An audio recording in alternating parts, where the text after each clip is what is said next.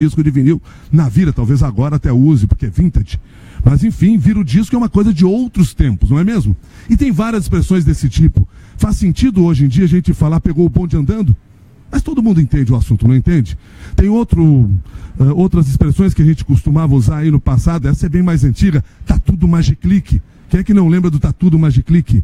Magiclick, para os mais novos, era uma maquininha que acendia o forno lá e esse era o lema daquela propaganda, e todo mundo passou a usar para dizer que estava tudo certo. Tá tudo magiclick, tá tudo certo, tudo funcionando, mas perdeu um pouco de sentido hoje em dia.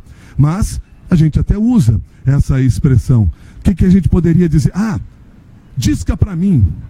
A gente fala disca para mim, tem disque pizza, não tem? Tem disque isso, disque aquilo, e ninguém mais disca para lugar nenhum, na verdade, nosso celular não tem mais disco. Mas são expressões que, apesar de as transformações terem dado a elas um sentido menor, são expressões que hoje em dia parecem não fazer mais sentido. Mas a gente até entende. Querem ver uma outra expressão que, se a gente levar o pé da letra, não faz mais sentido hoje? Aquele ali está com o bolso cheio.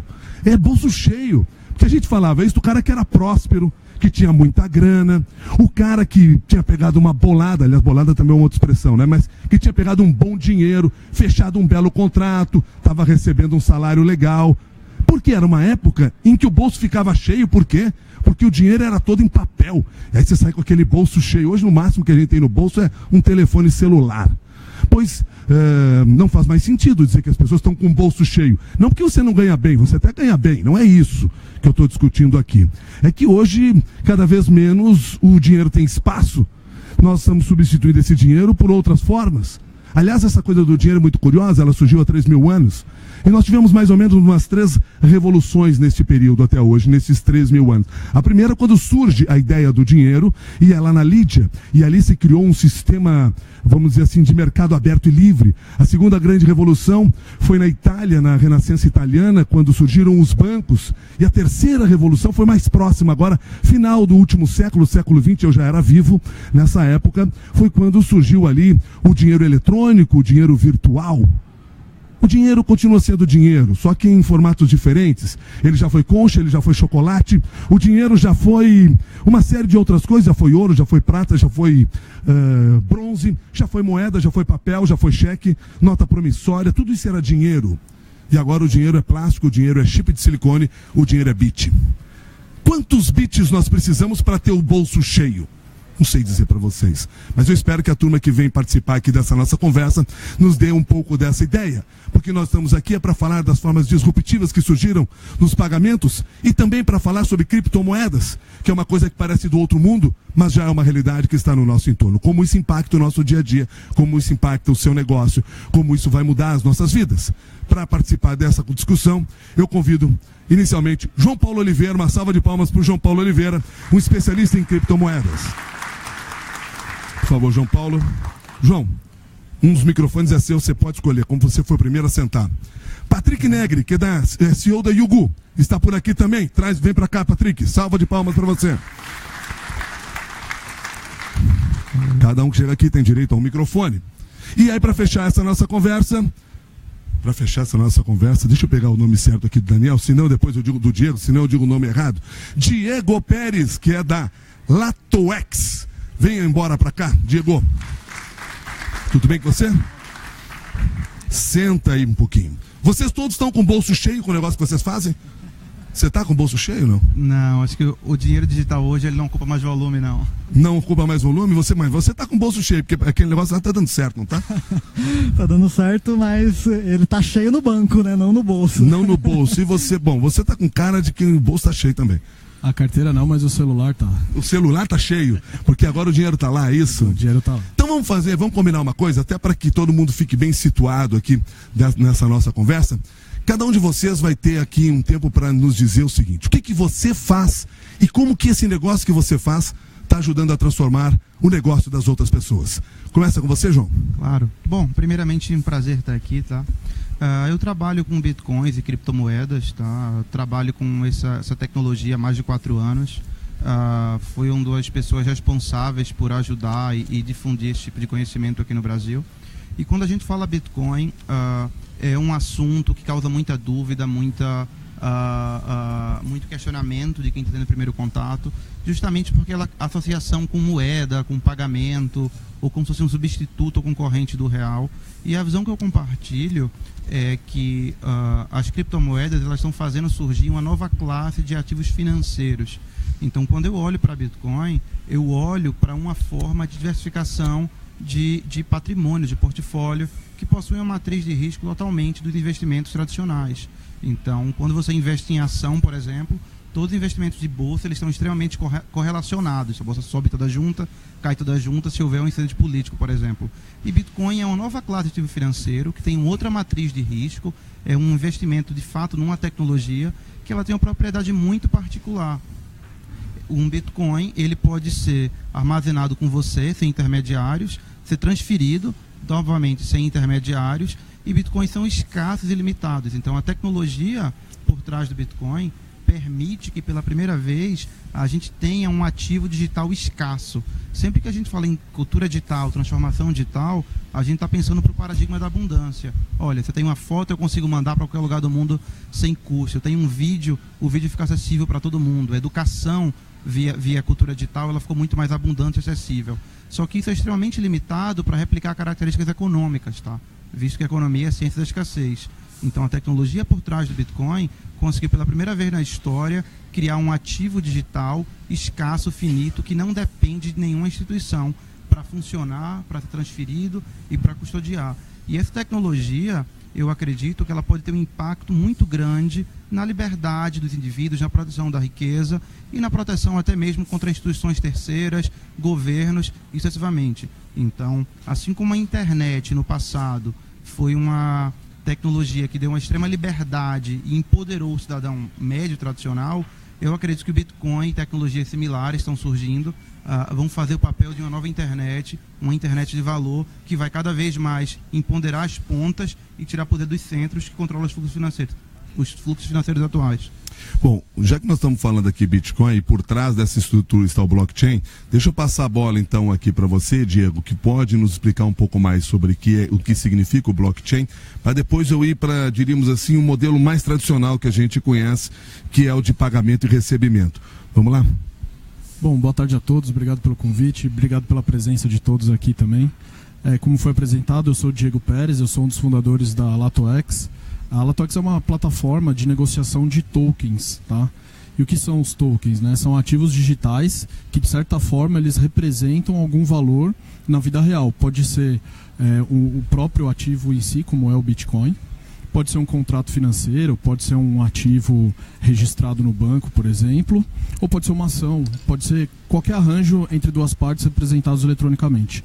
Dessa forma, a gente conseguiu criar um ambiente em que a gente simboliza esses ativos reais dentro do universo cripto. A gente coloca dentro da plataforma para que eles possam ser negociados entre as partes e que, ao mesmo tempo, a gente possa dar liquidez, eventualmente, para ativos que hoje não possuem um mercado organizado de negociação. Basicamente, isso que a gente faz. Na questão da blockchain, por que a gente se apoia nela e o que é a blockchain, né? Blockchain é uma tecnologia de registro distribuído, né?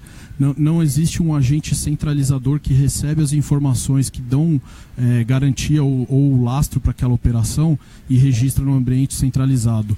Todos esses registros eles são colocados de uma forma distribuída, né, em computadores distribuídos no mundo todo que processam aqueles registros.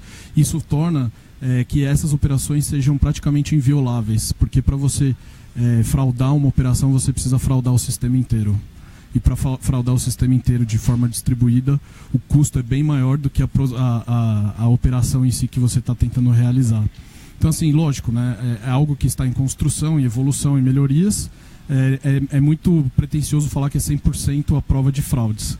Mas a gente consegue chegar quase nesse nível por causa dessa forma distribuída de registros de processamento de operações. Patrick, o seu negócio lá na Yugu parece mais fácil de a gente entender, né? Até porque todo mundo aqui que tem empresa, tem negócio, sabe o que significa pagamento e recebimento. É claro. Então, na verdade, eu acredito muito na tecnologia do blockchain. Hoje eu ainda concordo com com o João, que ele é basicamente um ouro digital. Então eu tenho alguns bitcoins que estão lá sempre rendendo. Pode ser que um dia não valha nada, mas hoje está lá sempre rendendo. Mas basicamente, quando eu fundei junto com o meu sócio, a Yugo, a visão que nós tínhamos é, poxa, tem muita coisa que está direcionando as empresas para o futuro, porém o que a gente pode fazer hoje? Porque a gente partiu do princípio que dinheiro não existe mais do jeito que existia antes. Quantas vezes você vai num caixa eletrônico para tirar dinheiro? Diminuiu bastante a frequência. E eu notei isso esse ano. Esse ano eu fiz uma viagem para Cabo Frio, no Rio de Janeiro. E é estranho, porque eu não pegava em dinheiro fazia muito tempo. Eu cheguei em Cabo Frio, não aceitavam cartão nem boleto em nenhum lugar. Era dinheirinho vivo e basicamente, eu estava em Arraial do Cabo, para você conseguir dinheiro você tinha que ir até Cabo Frio para achar um caixa eletrônico para sacar dinheiro. E no início da Yugo a gente percebeu um pouco disso, que o dinheiro ele já não existe mais aquela história de, vem, você está comprando uma roupa aqui na minha loja, assina aqui 5 nota promissória e todo dia 10 de cada mês, quando você receber teu salário, você vai passar aqui na empresa para pegar a tua notinha, eu carimbar que você pagou e tudo lindo e maravilhoso. E o que a gente percebeu é que todo pagamento e recebimento ainda olhava para um mercado muito tradicional. E querendo ou não, até mesmo o cartão de crédito, gente. Eu não sei quantos de vocês aqui presenciaram o nascimento de cartão, mas cartão de crédito não era do jeito que a gente conhece hoje. Era um pedaço de plástico com algumas informações em relevo. Você chegava na loja e falava, passa no meu cartão. Ele pegava teu cartão, colocava numa maquininha e fazia um nheco-nheco. Era um papel de carbono, o cartão por baixo e aquele nheco-nheco que tirava um xerox do cartão e você juntava uma papelada enorme e apresentava para o banco para você receber o dinheiro. Então, muito do que era evoluiu e a crença da Yugo é que não evoluiu na velocidade que precisava evoluir. Então, quando a gente fala de cartão, o primeiro ponto é que o cartão ele é uma tecnologia que é global, só que ele gera para a gente uma série de problemas. Por exemplo, se você passa um cartão Visa ou Master, como é global, ele tem que usar um calendário gregoriano. Então, se você passa o cartão de crédito Visa ou Master até meio-dia, talvez essa transação não seja de hoje, ela seja de ontem. Só que você só vai descobrir na conciliação de amanhã quando que a Visa vai te pagar. E nem sempre ela vai pagar no prazo que ela falou que ia pagar.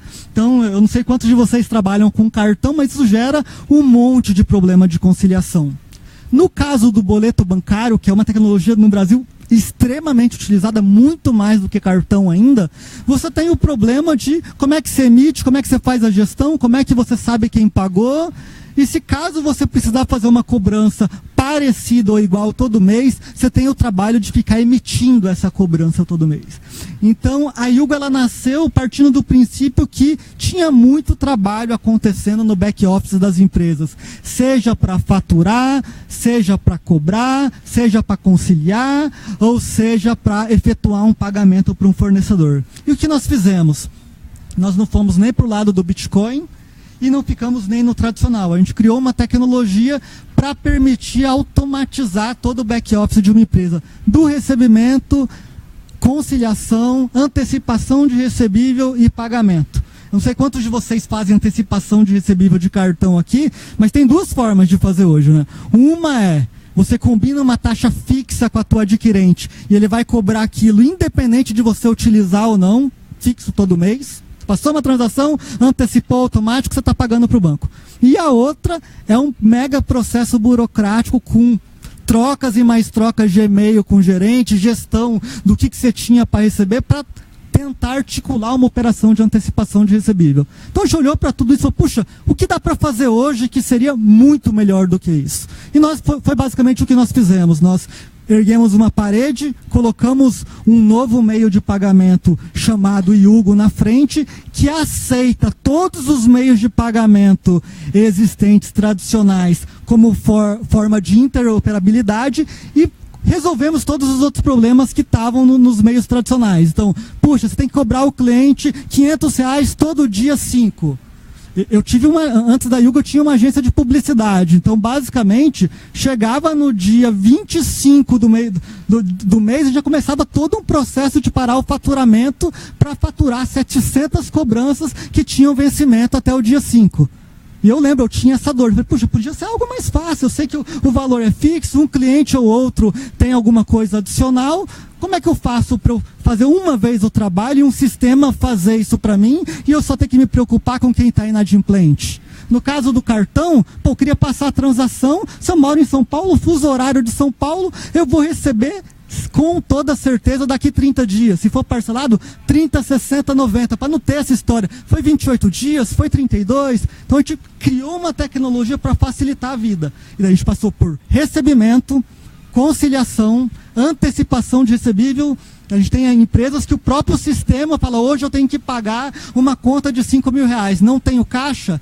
O que tem aí no sistema que eu possa antecipar de forma automática, em tempo real, só aquilo que eu preciso? Antecipa aqui o valor, paga as taxas e o próprio sistema já comanda o pagamento para terceiro. Então hoje a gente oferece tecnologia para uma série de empresas tradicionais e mais modernas, que é, aplicativo, marketplace, quando você pega um táxi, pede comida, está envolvida a tecnologia que a empresa criou, apesar de muitos de vocês nunca terem nem ouvido falar da gente. Vocês foram criados quando e qual é o tamanho hoje da sua empresa? Nós fomos criados em 2012.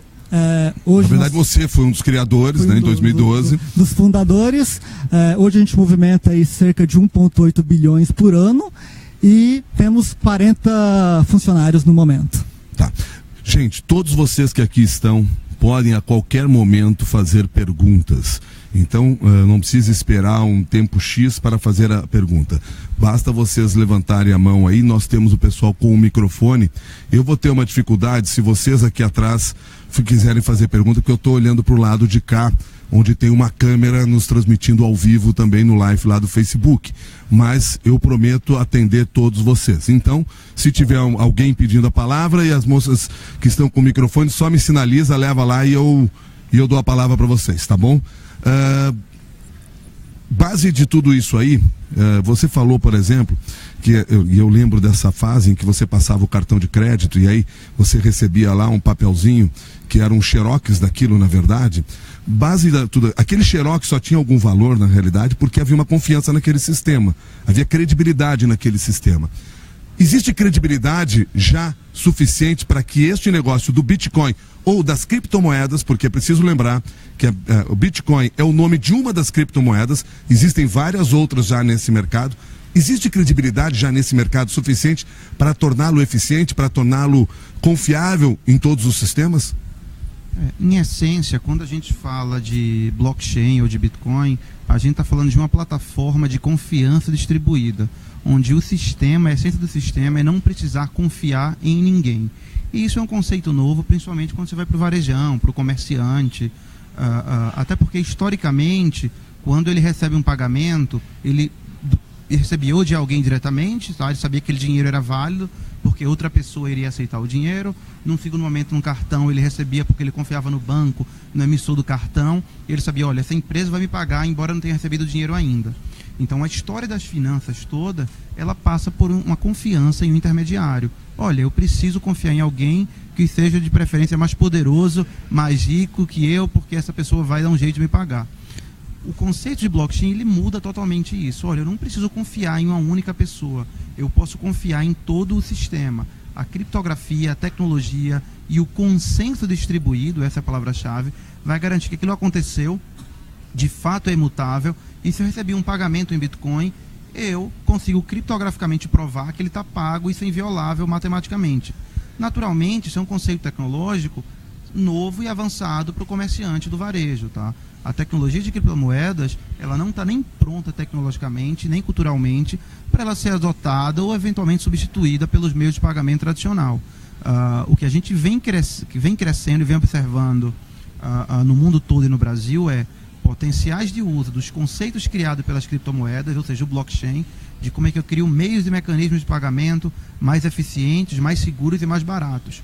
O próprio boleto que o Patrick citou como exemplo, já existe alternativa implementada pelos bancos no Brasil de implementar o mesmo modelo de boleto bancário em uma plataforma de blockchain, funcionando de forma parecida com a criptomoeda. Isso garante muito mais segurança, muito mais rapidez para as transações e redução de custo, visto que você não tem nenhum problema de conciliação. Então, as aplicações da tecnologia, elas estão começando a acontecer, tá? Obviamente, para essa mudança cultural e acontecer, e o varejo distribuído pelo Brasil confiar, entender como é que aquilo funciona na prática, naturalmente vai levar um tempo. Eu não acho que isso vai acontecer em 1 ou 2 anos ainda. Porque, Diego, o blockchain não serve só para produzir moeda. O blockchain serve para uma série de outras transações. Sim, exatamente. Existem 2 redes de blockchain distintas, né? Tem a blockchain privada e a blockchain pública, né? A blockchain pública é aquela que sustenta o Bitcoin, por exemplo, onde os agentes que compõem a rede, né, distribuída são pessoas alocadas no mundo todo, né? São entidades alocadas no mundo todo. Mas também existem redes privadas, as DLTs, redes permissionadas, né, que são tecnologias usadas por grandes estruturas, grandes empresas, para facilitar processos, ganho de eficiência em cadeias logísticas, por exemplo, ou então empresas que precisam ter um rastreamento de informações muito rápido, de forma centralizada, mas que consiga buscar isso de uma forma muito rápida, ou que trabalha com cadeias muito longas e precisa coletar essas informações. Não necessariamente por trás dessa rede existe uma criptomoeda, existe um ativo digital sendo transacionado, mas a magnitude, a forma como a rede funciona para registrar essas operações, ela se torna muito eficiente para esse tipo de negócio. O senhor tem uma pergunta a fazer? O seu nome? William Procópio. Obrigado, William. A gente sabe que esses conceitos de segurança e realmente em criptomoeda, em blockchain, são relativamente tranquilos para a gente. O que a gente não fica muito tranquilo, você está sem o microfone, né? Sim. Por exemplo, parece que vai ter um tal de um fork aí do Bitcoin, vai dividir a moeda. Como é que é isso, cara? Quer dizer que eu tenho meus Bitcoin lá, de repente vai dividir isso, né? Já foi dividido em Bitcoin Cash, né? Tem uns negócios aí que por trás não é só blockchain, não é só a segurança. Quer dizer, como é que é isso aí?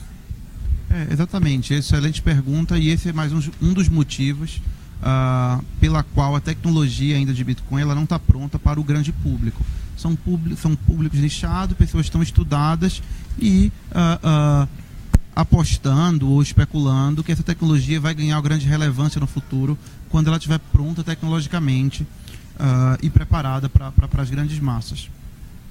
Você comentou de um fenômeno interessante chamado de fork, tá? O que é fork? É quando uma moeda ela se divide em 2. Por que isso acontece? Na infraestrutura do Bitcoin, você tem uma rede descentralizada de computadores, hoje cerca de 10 mil computadores, que estão validando e garantindo a segurança de todas as transações. Qualquer pessoa pode ser um computador desses, basta se conectar à rede, que automaticamente você processa as transações. E toda a confiança, ou melhor, toda a contabilidade do sistema, quem possui o quê, quem transferiu o quê para quem, ela está armazenada em cada um desses computadores através do consenso distribuído. Então todos os computadores, eles acabam tendo uma verdade única que é distribuída para todo mundo. Por questões tecnológicas, alguns grupos dessas pessoas que compõem a rede do Bitcoin entendem que a tecnologia pode evoluir melhor se seguir um caminho técnico. Outras entendem que é necessário fazer mudanças técnicas de outra natureza. Olha, se cada um fizer sua mudança técnica, essa rede ela vai perder o consenso e ela vai se dividir em 2 redes diferentes menores. E isso já aconteceu no passado. No último 1º de agosto, a gente teve a primeira divisão da rede Bitcoin, tá? A rede Bitcoin se divide em 2 moedas, uma continua sendo Bitcoin, outra chamada em Bitcoin Cash. Então essa rede chamada Bitcoin Cash, ela tem cerca de 10% do poder computacional da rede inicial e a moeda dela equivale a 10% da outra rede. É possível que ocorram outros forks no futuro, quando parte desses mineradores, como a gente chama no jargão, se dividam e vão apoiar uma mudança tecnológica no protocolo, criando uma nova moeda. Na prática, você, como possuidor de uma moeda, qualquer bifurcação nova que houver, você vai continuar tendo moeda em todas as redes. Então não é nada que ameace o seu capital, a quantidade de bitcoins que você tenha. Contudo, se houver qualquer mudança que ameace a segurança, a estabilidade e futuro do Bitcoin, é possível que isso assuste o mercado e o preço do Bitcoin em dólar caia. Então é uma coisa para sim ficar atento. Eu queria só fazer um pedido aqui para o pessoal da organização. Tem uma pergunta lá no fundo também. Vocês vão colocar esse fone, porque daí vocês conseguem ouvi-los melhor.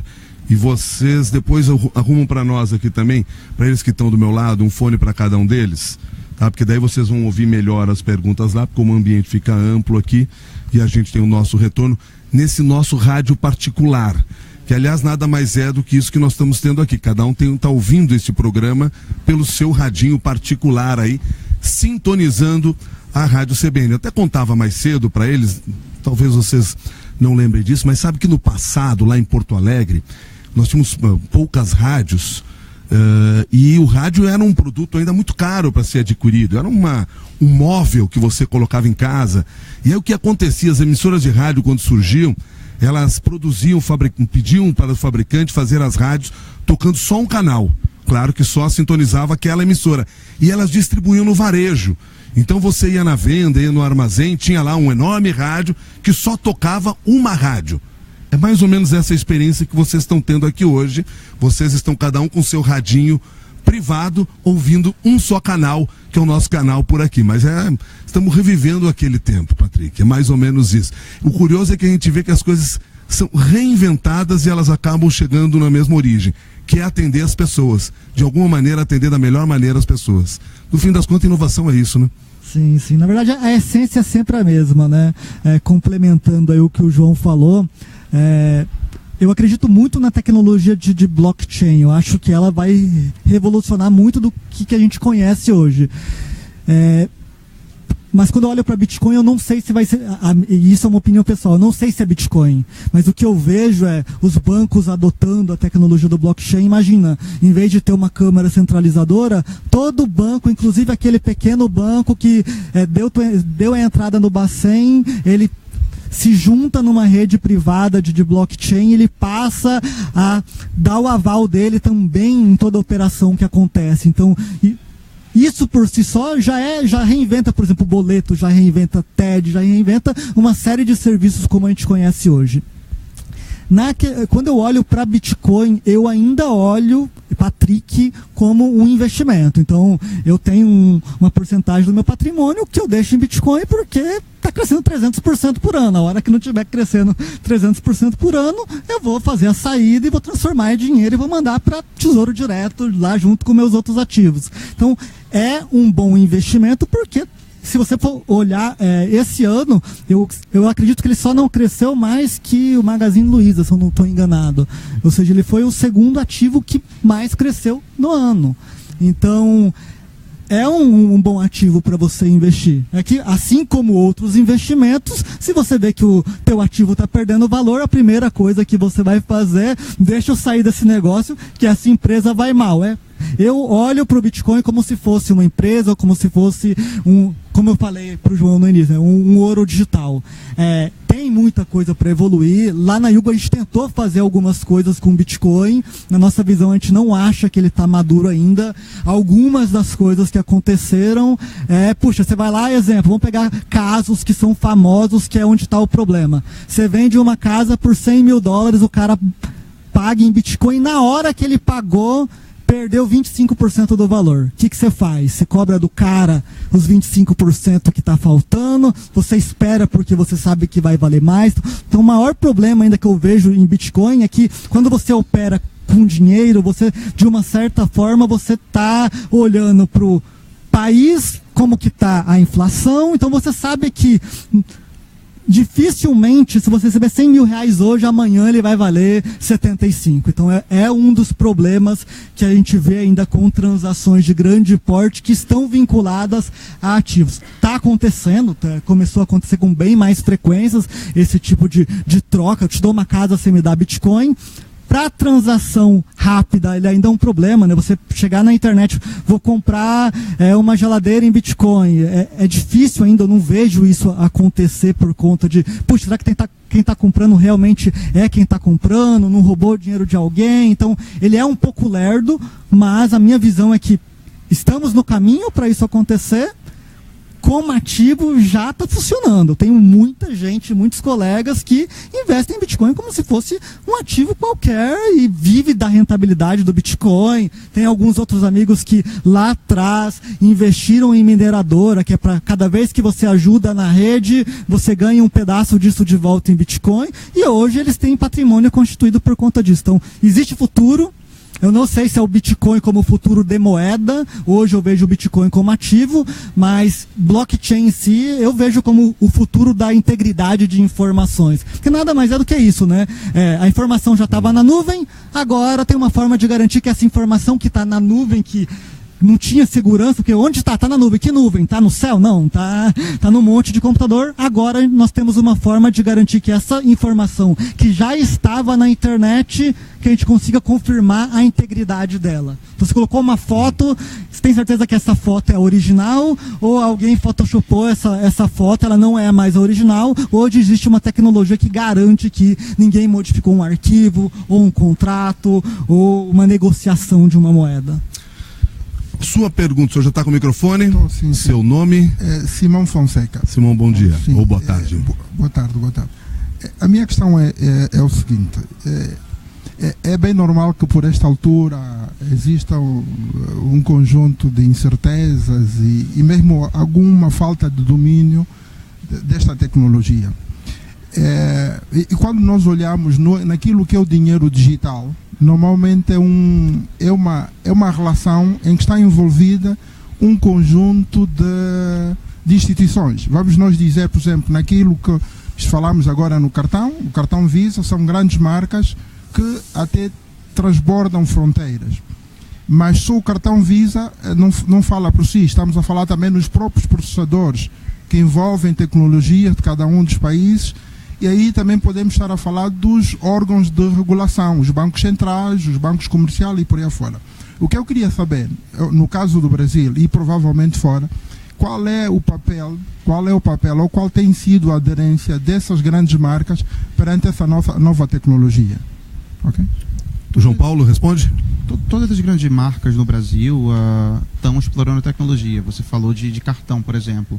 A Visa é uma empresa que eu estou bem próximo, que ela está explorando essa tecnologia de blockchain, até bem aberta para Bitcoin no Brasil e no mundo. Tá? Eu não vejo Bitcoin, tá? Você falou do dinheiro e tal, que está vivendo nas grandes instituições. Eu não vejo Bitcoin como um dinheiro. Bitcoin é simplesmente um ativo financeiro, ou talvez um ativo não financeiro, novo, à parte, que está causando muita empolgação pelo potencial que ele tem de causar um impacto no mercado e se valorizar. Tá? Mas a Bitcoin não está exatamente relacionado, se olhar Bitcoin como ativo, não está relacionado com essa discussão. O que acontece aí é que toda essa cadeia que foi formada para processar transações, o sistema brasileiro de pagamentos, todas essas redes internacionais, elas foram moldadas ou criadas num paradigma mental antigo, o paradigma da centralização. Eu tenho que confiar em um intermediário. Alguém tem que fazer isso. Eu preciso de um banco central, preciso de uma câmara central, preciso de um banco intermediário, preciso de uma rede central de pagamentos. Essa mentalidade, ela já é vista hoje como ultrapassada. Eu consigo garantir as mesmas seguranças do processo, eu consigo garantir maior segurança de risco sistêmico, de auditoria, de prevenção a crimes, a lavagem de dinheiro, a fiscalização, usando técnicas e abordagens descentralizadas, que hoje se fala muito em tecnologia de blockchain. Tá? Então, a tecnologia do blockchain, em teoria, ela poderia substituir todo esse sistema legado de forma mais barata, rápida, eficiente e segura. Claro que a gente tem um sistema financeiro que, bem ou mal, ele funciona e funciona até bem. Tem um problema ali, todo mundo já teve algum problema, alguma insatisfação, mas ele funciona e atende o país. Tá? O próprio Banco Central ele já estuda como vai mover esse sistema atual para a tecnologia blockchain, ou como o Banco Central chama de DLT, né? Tecnologias de ledger, né? Distribuídas. A blockchain é uma implementação específica desse tipo de tecnologia. Então a gente está vendo essa transição. Isso não é só no Brasil, isso é global, isso é no mundo todo. Definitivamente, a gente está falando de uma mudança estrutural em todo o sistema financeiro que não vai ocorrer em 1 ou 2 anos. Tá? Mas só para a gente fechar com o último dado aqui, o Fórum Econômico Mundial ele tem uma estimativa que até 10% do PIB global, ou melhor, pelo menos 10% do PIB global vai estar armazenado em tecnologia blockchain, tá, até o ano de 2027. O que é que significa isso? Que os bens que as pessoas têm hoje, carro, casa, ação, toda forma de valor que hoje ela está armazenada e registrada em uma entidade centralizada, ela deve ir para ambientes de blockchain armazenados de forma descentralizada. Então, sim, talvez a gente acompanhe e presencie a maior mudança na história da economia e sistemas financeiros que o mandato presenciou. Por favor. Só fazer um complemento que o nosso colega falou.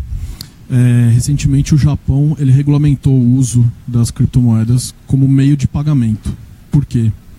70% das operações financeiras no Japão são feitas em dinheiro vivo. As pessoas elas vão nos estabelecimentos com dinheiro e voltam com troco. Por que isso? Porque taxa básica de juros lá é negativa, né? Eles sofrem de deflação. Se você deixar dinheiro no banco, você perde dinheiro. Só que aí você acaba criando uma coisa estranha, né? Que as pessoas deixarem dinheiro acumulado muito em casa, né? Guardado em casa, né? Aqui no Brasil tem alguns que fazem isso também. Exatamente. Em malas e tal, mas enfim, mas são exceções. Exatamente, né? Então, assim, por causa disso, assim, o contexto da regulamentação local foi para fomentar o uso de moedas digitais, para que você possa sair um pouco do sistema financeiro físico, né? E facilitar as transações de uma forma mais eficiente também. Só um complemento. Eu vou passar a pergunta para você aqui, para o Rafael. Só uma questão que eu acho que deve estar na cabeça de todo mundo. Quanto vale um Bitcoin hoje? Hoje um Bitcoin está sendo negociado no Brasil, tá, por cerca de R$24 mil. Interessante que no começo do ano, esse mesmo Bitcoin, ele valia cerca de R$3.000, R$2.500. Então a gente teve uma valorização expressiva de quase 10 vezes esse ano. O que não quer dizer que o Bitcoin vai continuar subindo. Embora a tecnologia tenha um potencial muito grande, é importante alertar que, olha, você está falando de um mercado extremamente especulativo e de muito risco. Então não tem nada que garanta o valor do Bitcoin per si. Rafael, por favor, a sua pergunta. Olá, obrigado. Justamente sobre essa ótica que eu queria explorar um pouco mais a opinião de vocês. Em relação, olhando então o Bitcoin ou outras moedas criptografadas, sob a ótica do investimento, né? Investimento como um ativo, o Patrick abordou um pouco isso, mas eu queria explorar um pouco, escutar um pouco da opinião de vocês sobre quais são os principais riscos que envolvem a valorização ou a desvalorização dessas moedas. E em sequência eu queria entender também como é que se dá essa cotação de uma forma oficial, se tem referência, onde a gente busca uma referência correta para se acompanhar e fazer análise da evolução desse ativo. Obrigado. Então vamos lá. Hoje no Brasil existem diversas corretoras, tá, que negociam Bitcoin. Citando as duas maiores aqui, a Foxbit, que eu fui cofundador, e o Mercado Bitcoin também, são as duas maiores corretoras que negociam Bitcoins no Brasil. Então, basicamente isso, você pode entrar numa corretora dessa, ela funciona de forma parecida com a B3, com a Bovespa, onde você pode ver todo mundo está comprando ou vendendo, e o mercado vai chegar a um preço justo, baseado em oferta e demanda. Naturalmente, o preço do Bitcoin no Brasil, ele vai seguir o preço internacional do Bitcoin ali, com vezes o dólar comercial, mas um spread, uma distorção no mercado local. Então você pode acompanhar o preço do Bitcoin em quase qualquer bolsa do mundo.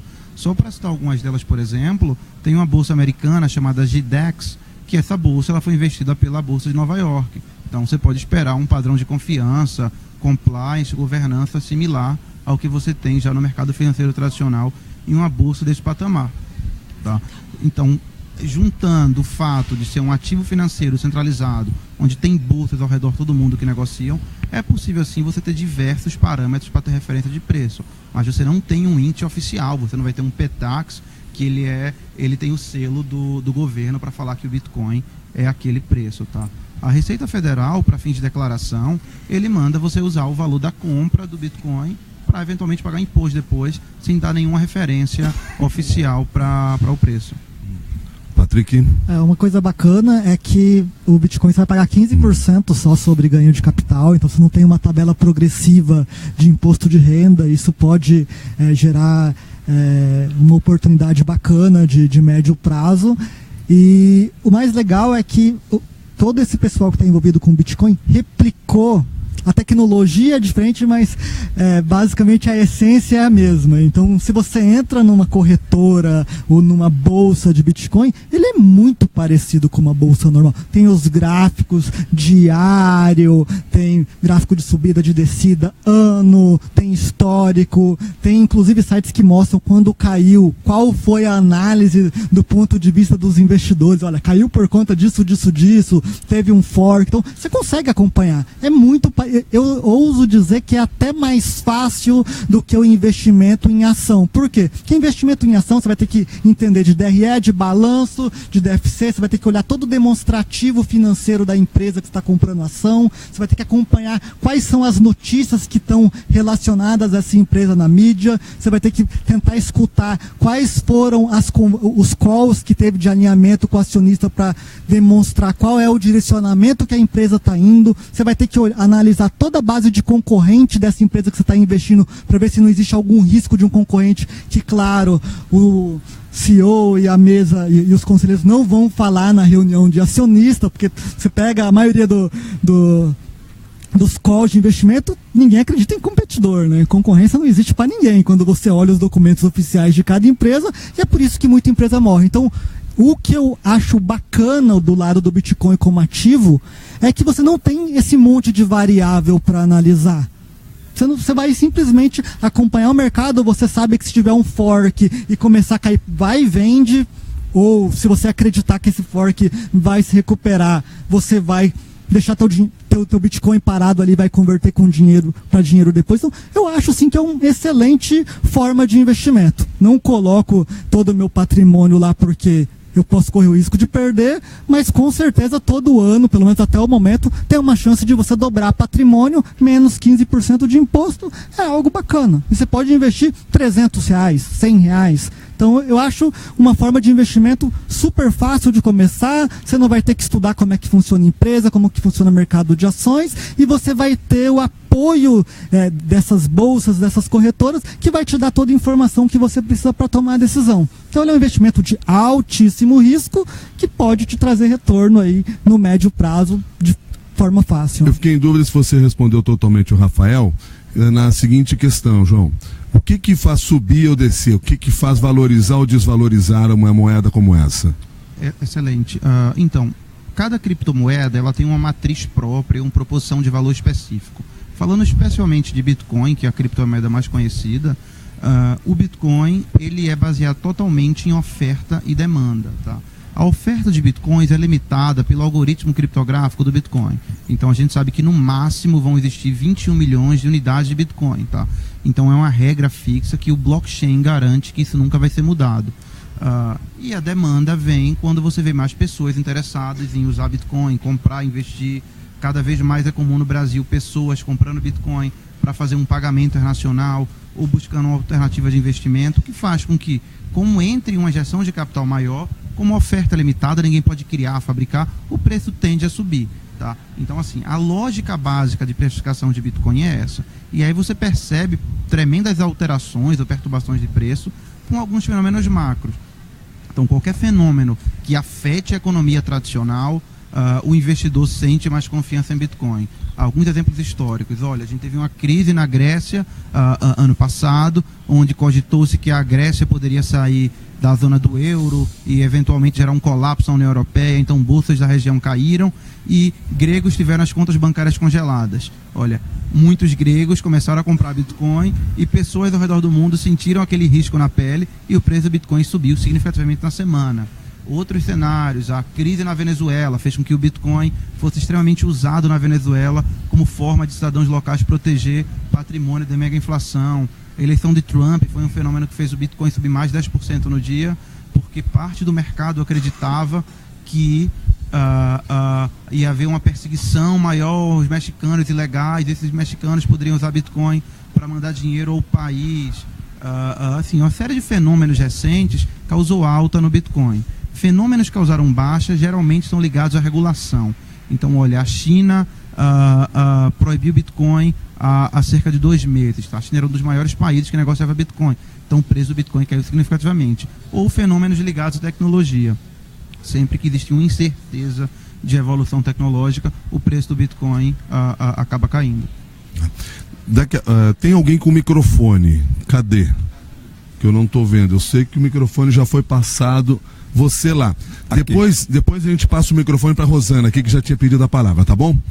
Oi, tudo bem? Tudo bem. Boa tarde, Milton. Hoje você é meu ouvinte. Que bom. O Patrick meio que antecipou metade da resposta à minha pergunta. Eu sou home broker. Qual é o tratamento que a Receita dá na negociação do Bitcoin? Hoje é bem simples. Hoje, na verdade, até 5 milhões de reais você aplica 15% sobre o capital ganho.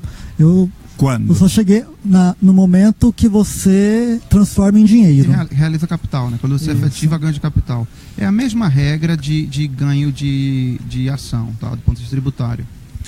Ô João, você, depois dos 5 milhões, você tem as outras alíquotas? Eu nunca fiz 5 milhões em Bitcoin, viu, gente? Mais que 5 milhões. 4.999. Sobre a alíquota eu não tenho certeza.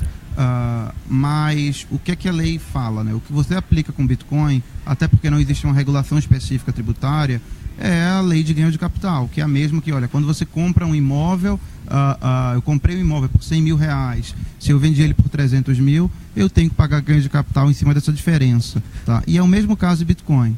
Mas mudou um pouquinho, viu? Se eu não me engano, do final do ano passado para esse, a Receita colocou uma tabela específica para Bitcoin. Era até 5 milhões 15%, até 20 milhões 17 e pouco. Acho que vocês procurarem, tem, porque até na própria cartilha de declaração estava vindo as instruções para isso, né? Você declara como outros ativos e no momento que você realizar para dinheiro, aí você segue essa tabela específica de Bitcoin. Você lembra alguma coisa disso, Diego? Não existe uma regra específica, uma instrução normativa, um regulamento próprio. Eles mandaram, a Receita publicou uma espécie de perguntas e respostas, né, na questão da declaração do imposto de renda. O que ela se pronunciou? Ela equipara a criptomoeda a um ativo financeiro, né? Ela falou, é equiparado a um ativo financeiro. Ela não o define como, mas o equipara como ativo financeiro. E você precisa declarar a posse e também o ganho de capital. A tributação é igual você falou, 15%. É que para mim é um pouco diferente. Eu vendi ações da minha empresa recentemente e era uma tabela completamente diferente da tabela que eu usei para minha declaração de Bitcoin. Por isso que eu estou questionando. Era diferente. Não, sim. Por exemplo, ações era só 15% e agora mudou, né? Desse ano, em 2018, é diferente a declaração de ganho em cima de venda de ação, mas a tabela de Bitcoin era diferente. Em todo caso, no pagamento de imposto, tem o programa específico da Receita Federal, né? O GCAP, Programa de Capital. Na prática, você vai colocar o valor lá que você comprou e o valor que você vendeu e o sistema vai calcular tudo de forma automática e dar a DARF maravilhosa para ser paga. A Rosana tem uma pergunta para fazer a vocês. Olá, Rosana. Todo negócio tem o bem e o mal, e quando envolve o homem, né, não só as máquinas, o digital, já teve até um sequestro, onde o sequestro foi pedido para ser pago em Bitcoin. E os nossos políticos, principalmente, empresários, coisa e tal, a corrupção também é muito grande, não só no Brasil. Como rastrear isso? Se uma pessoa faz um sequestro e pede pagamento numa moeda dessa, é porque ele acha que não vai ser descoberto? Como que é rastrear as pessoas, identificar neste momento?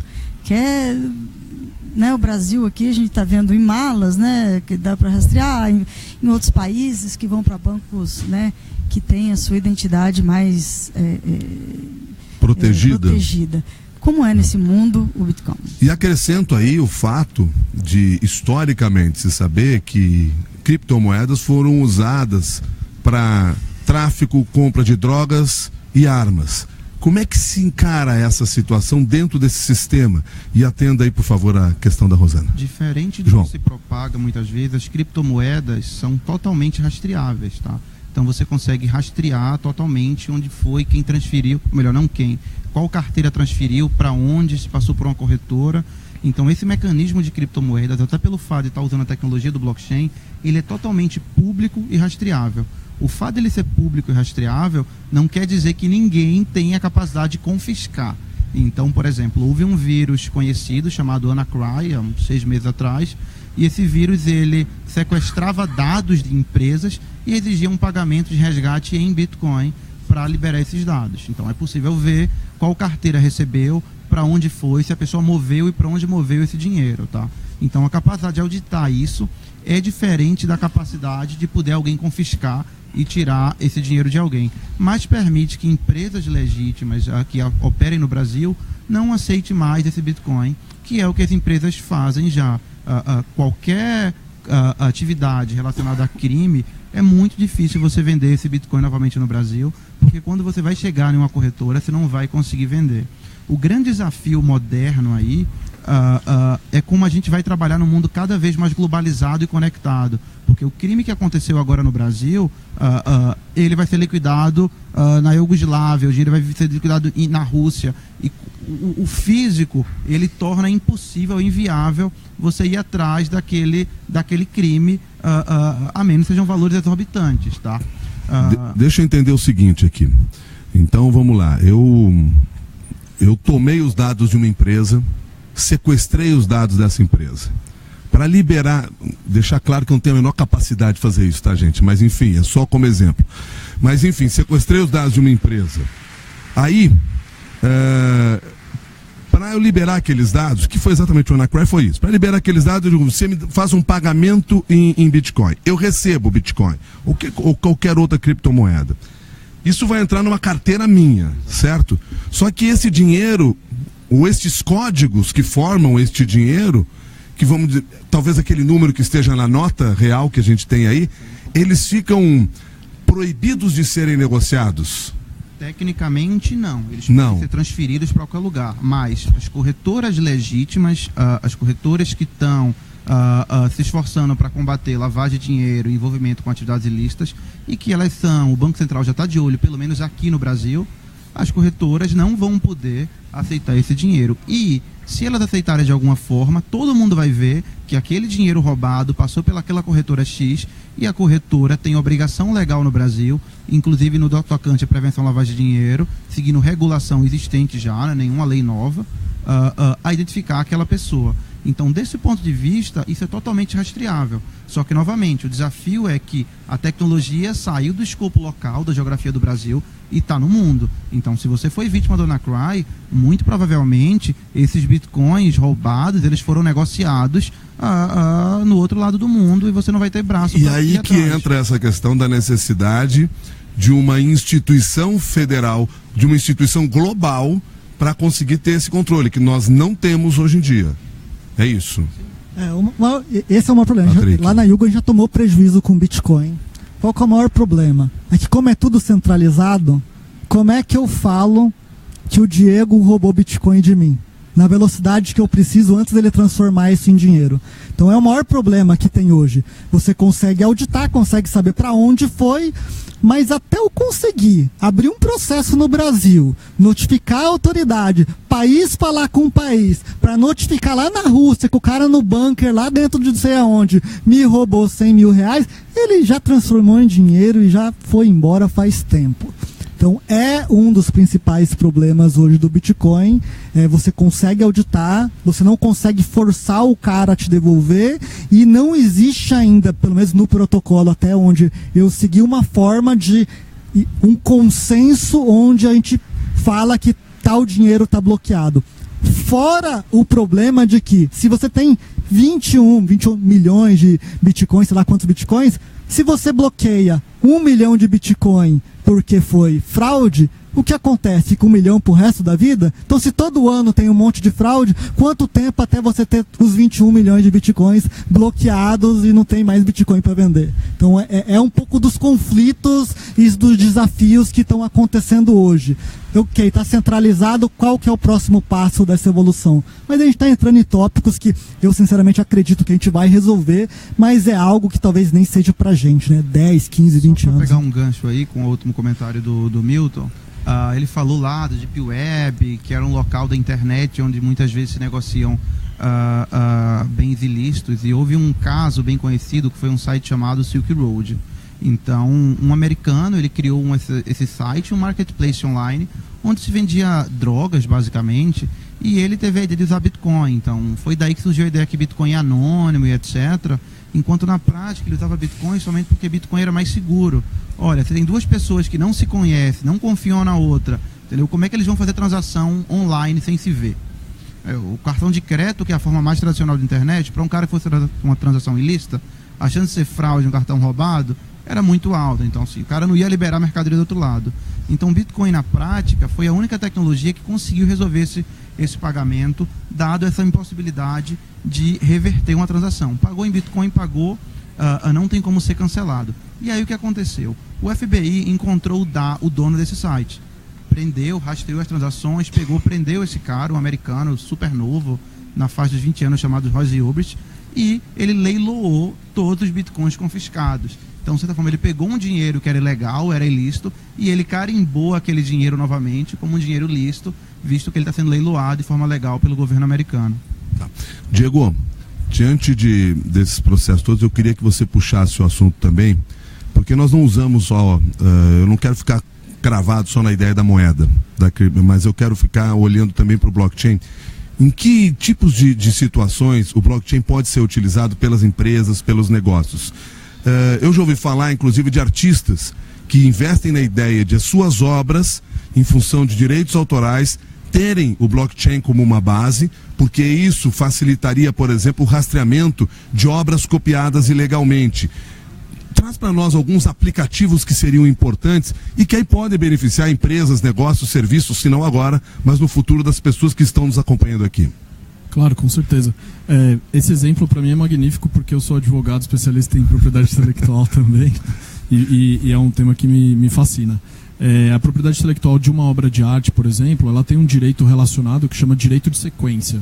Né? Então, por exemplo, quando existe um quadro que está sendo vendido numa galeria de arte, num leilão, 5%, até 5% daquele valor tem que ser destinado para o autor. Né? Só que a partir do momento da primeira venda, você não consegue mais identificar onde que esse quadro foi parar. Né?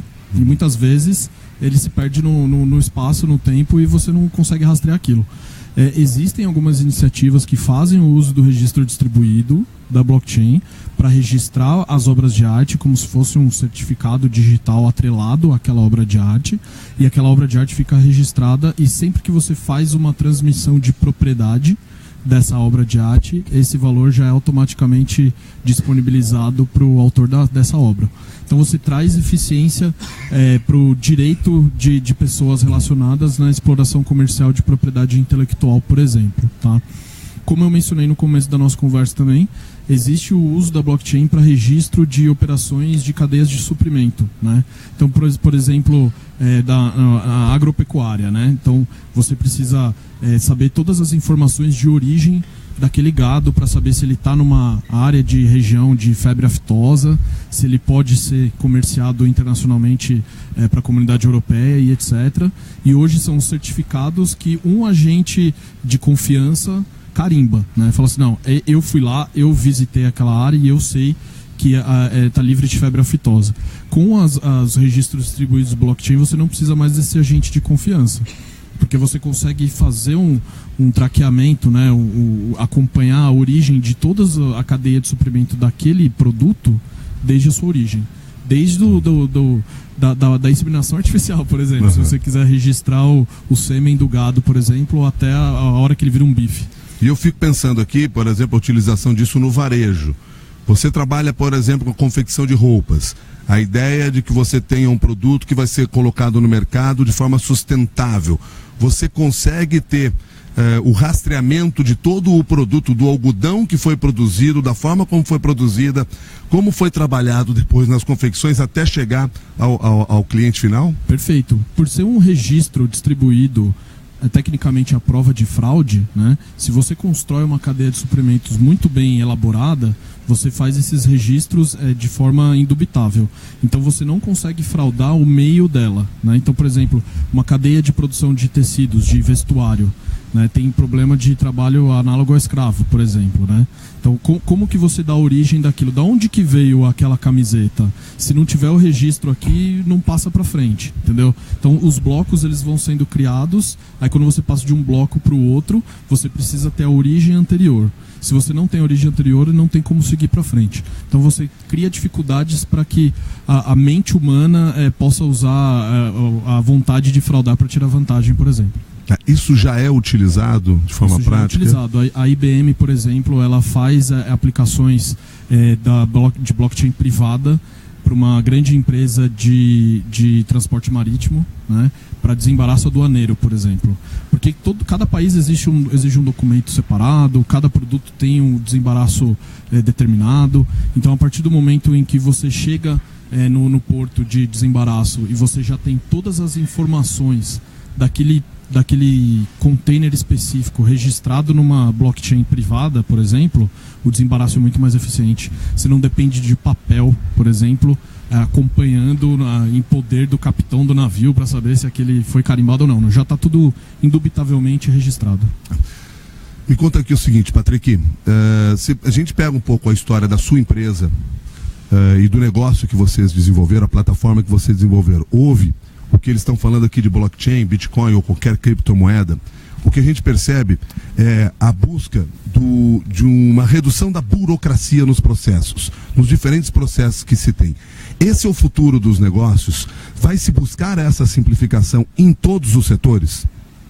É exatamente o que eu faço. Na verdade, a Yugo é basicamente isso. Como é que eu torno aquele monte de trabalho, burocracia, ter que entrar em sistema, em banco, ler arquivo para descobrir quem não pagou uma cobrança, eu poder, num clique, saber. Então, eu realmente acho que o blockchain, não sei se é o blockchain ou uma evolução, eu acredito muito que é uma evolução dele, vai estar poderizando aí empresas, bancos, governos, como uma forma de, como a gente estava falando, se você tem todo esse processo de lastro numa confecção de uma camiseta, ele serve tanto para você saber se essa camiseta foi produzida através de trabalho escravo, como também uma segurança para o consumidor. Esse produto, ele é realmente da Lacoste, da Nike, ou não? Porque quem garante? Você foi lá no outlet, puxa, tô aqui no outlet, tem um tênis da Lacoste por 1/3 do preço. Aí você pega, você olha, a primeira pergunta que vem é: tá barato demais, esse negócio aqui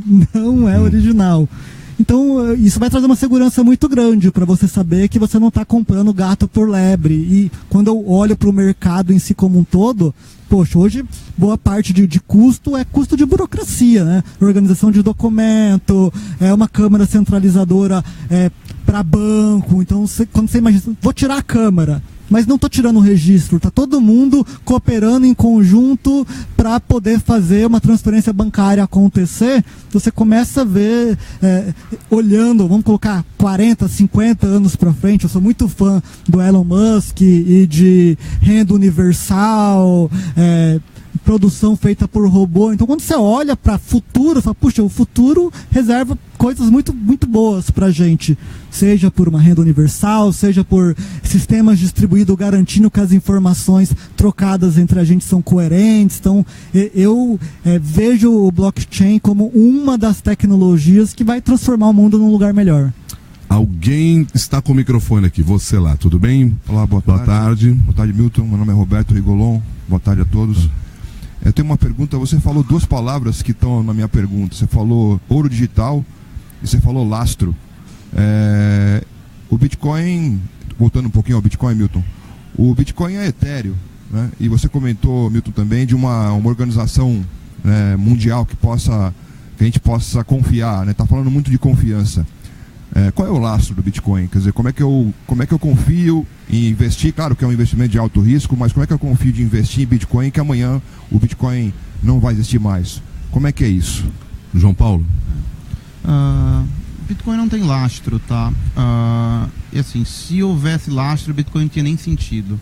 Do ponto de vista de ativo financeiro, quando você olha para um instrumento financeiro, por que você precisa de um lastro? Para garantir que aquele papel ali não está sendo produzido infinitamente ou que tem alguma mercadoria do bem real por trás, sei lá. Então, eu compro um contrato futuro de soja. Então, garante que uma soja física do mundo real vai ser entregue e ninguém está me devendo só um papel escrito. A própria essência da tecnologia de blockchain já garante que esses bitcoins eles são finitos, e criptografia garante que, olha, ninguém vai poder produzir bitcoin infinitamente. Então isso é um novo conceito, não existe nenhuma espécie de lastro por trás, e se houvesse lastro, o bitcoin não ia subir de preço.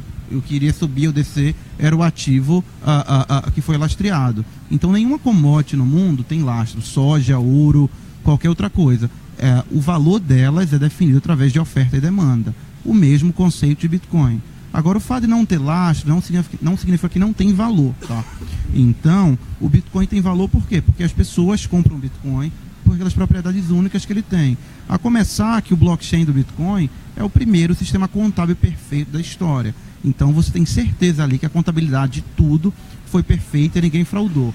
Depois que os Bitcoins são escassos, só pode ter no máximo 21 milhões de Bitcoins. Ou seja, você pensar, no máximo 21 milhões de pessoas no mundo todo vão poder ter um Bitcoin. Tá? Então a escassez do Bitcoin garante que exija um interesse de pessoas pelo fato de poder mandar dinheiro sem intermediários para qualquer lugar do mundo, tá? E que gera uma ponta compradora. Como você tem uma ponta compradora, pessoas dispostas a comprar aquilo por algum preço, o livre mercado ali, através de oferta e demanda, chega a um valor justo para um dado momento. Claro que é possível que a gente entre em bolhas especulativas. O preço do Bitcoin atual está custando cerca de 24, 25 mil dólares. É um preço justo? Sinceramente, não sei, ninguém tem como saber isso, tá?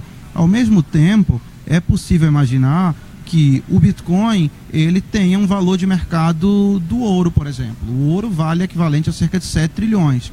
Olha, Bitcoin é uma forma de reserva de valor, em teoria, mais segura, mais eficiente, mais portável, mais difícil de falsificar do que ouro. Então, talvez possa fazer sentido que o Bitcoin chegue no market cap do ouro, valendo 7 trilhões, num cenário como esse, cada Bitcoin vai valer 200 mil, 300 mil dólares. Também é possível que se descubra uma falha criptográfica no Bitcoin e o negócio vá para zero no dia seguinte. Então, assim, é importante a gente ter a consciência que é uma tecnologia nova, experimental, com um alto potencial de impacto social e um grande risco de não dar em nada e acabar do dia para a noite. Tá? Você tendo isso em mente, acho que você pode tomar a decisão mais correta para o seu perfil de risco. O Diego quer complementar aqui. Assim como o João falou, alguns países reconhecem o Bitcoin ou outras criptomoedas como uma commodity, né? E a commodity não tem outro lastro senão ela mesma, né? Então o lastro do Bitcoin pode ser ele mesmo. Ao mesmo tempo também tem o custo de produção da commodity, né? Tem o custo de produção de soja, tem o custo de extração do ouro e tem o custo de criação do Bitcoin, que é a mineração, que tem um custo de energia que você consome para poder sustentar os geradores e refrigeração, ou para manter uma planta de mineração ativa a um custo rentável. Tem todo um custo envolvido que também pode interferir no preço ou não, né? Então isso faz sentido. Além disso, a tecnologia de criptografia de ativos digitais, ela permite que você crie um lastro real para um ativo digital, que é o que a gente está fazendo lá na LatoX. Então, como é que funciona? A gente pode adquirir um conjunto de papéis financeiros que pagam juros em determinado prazo, e a gente atrela a esses papéis um token criptográfico, que ele é um ativo único na internet, que representa aqueles papéis. Por ele ser único e transmissível de uma pessoa a outra, eu posso transformar ele num título de valor mobiliário, em que eu consigo negociar num ambiente de bolsa, por exemplo, tá? Uma bolsa específica para crypto trade, por exemplo. E aí você tem um lastro real. Qual que é o lastro real? É o valor principal mais os juros que aquele título está pagando. E no prazo determinado. Você consegue, inclusive, precificar. Então, eu diria que é uma evolução do mercado que já existe. Esse mercado já existe, só que a tecnologia permite que você faça isso de uma maneira global. Deixa eu só fazer uma consideração pequena, que assim, eu entendo um pouco mais de Bitcoin e tal, mas eu sempre gosto de olhar de uma forma muito simplista. Porque a minha tomada de decisão, eu olho o Bitcoin como um ativo. Então, minha tomada de decisão é muito mais simplista. Quando você compra soja, seja ela lá no mercado, você não quer saber qual foi o agrotóxico que eles usaram para aumentar a produção da soja. Então, eu nunca olho muito para o ponto de vista técnico. Eu olho muito para o ponto de vista de oferta e procura. Exemplo, se você for visitar a casa da sua avó e ela for relativamente bem de vida, você vai ver que ela tem algumas coisas na casa dela que ninguém compra por dinheiro nenhum hoje. Por exemplo, tem muito lugar que tem, por exemplo, aqueles lustres antigos, gigante, dourado, que era lindo naquela época. Quem compra um lustre desse hoje em dia? Você não compra para colocar. Na sua casa você quer aquelas luzes tudo dentro da parede, branquinha. Você não compra mais esse tipo de coisa. Então, eu não olho a tecnologia que está... Eu acredito que está distribuído e ponto, e acabou.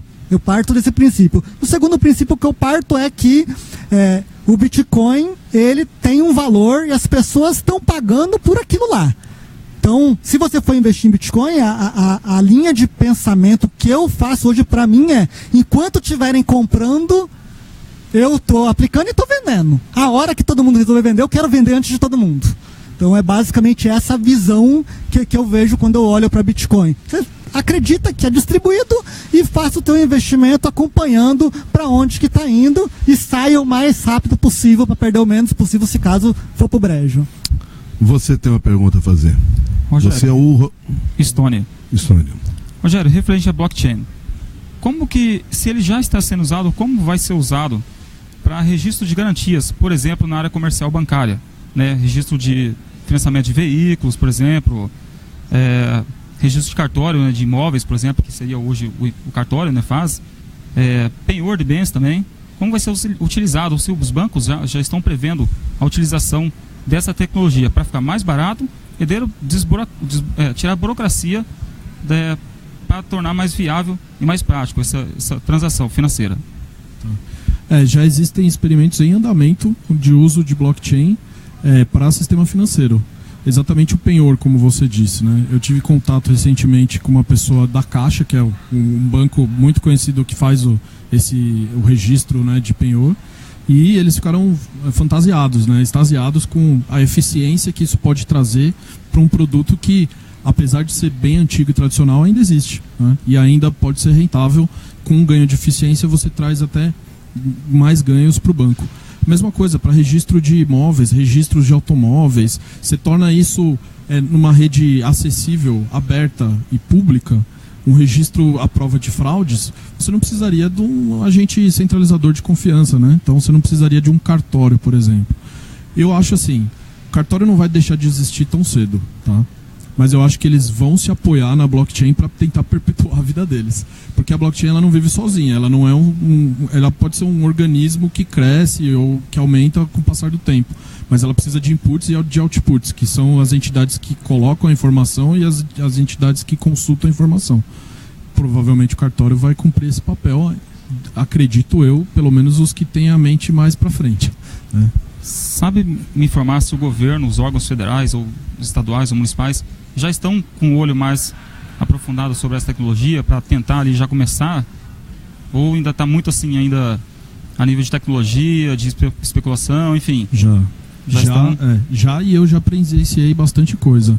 Então, por exemplo, DataPrev já tem experimentações para fazer registro previdenciário. A ANAC já tem trabalhado para registro de operações que envolvem controle aéreo, porque é uma área muito sensível e que você precisa ter um controle bem preciso de todas as informações que estão sendo disponíveis. Provavelmente Receita Federal vai usar de alguma forma também, para tudo que traz ganho de eficiência para arrecadação vai ser olhado com bons olhos pela Receita Federal. Então. Tem um microfone agora, porque eu tenho pelo menos mais 2 ou 3 perguntas aqui que já foram selecionadas. Vamos lá. Você é o... Cláudio Moreira. Cláudio, tudo bem? Tudo bom, Milton. Antes de mais nada, queria parabenizar a excelente mediação. Imagino. E queria fazer uma pergunta, acho que talvez seja mais indicada para o João, mas se os outros também tiverem, por favor. João, a gente vê hoje algumas empresas que utilizam do Bitcoin, da proposta do Bitcoin, para fazer a mineração e fazer com que você alugue algumas máquinas e que você faça um investimento. E através desse investimento você tem os seus ganhos diários e a gente, não sei se você, com certeza você deve ter ficado sabendo sobre a CryptoCoin, que houve uma fraude enorme. Não sei exatamente o que aconteceu, o que ela prometia que não entregou. E a gente ainda vê outras empresas no mercado fazendo a mesma proposta. Uma das Miner World, que diz que é uma das que estão aí top, Qual que é a sua avaliação com relação a isso? Ao processamento realmente é real? Como é que é isso? Qual que é a sua visão com relação a isso? Eu acho que o mercado financeiro não chegou a esse nível de regulação que existe hoje sem motivo, tá? Porque havia muito golpe. Então, com criptomoedas, com Bitcoin, não é diferente. Então, o amigo aí citou um caso recente que o Ministério Público